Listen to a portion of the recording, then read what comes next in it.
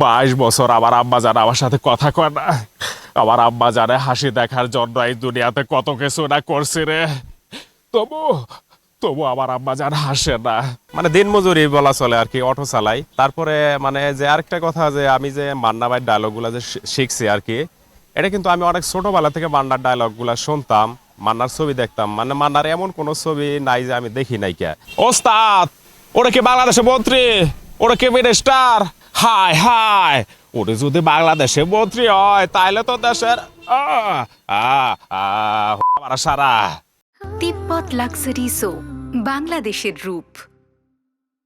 ওনার সরাসরি ওনার সাথে সাক্ষাৎ হলো, ওনার ডায়লগটা শুনলাম, খুব ভালো লাগলো। আশা করি পরবর্তীতে জনগণ যা দেখবে, যত জনগণ দেখবে, ওনার ভালোই লাগবে আশা করি ওনার। আমি আজকে থেকে যত খুন খারাপি আছে, হাতে যে অস্ত্র আছে সব ফালাই দিলাম।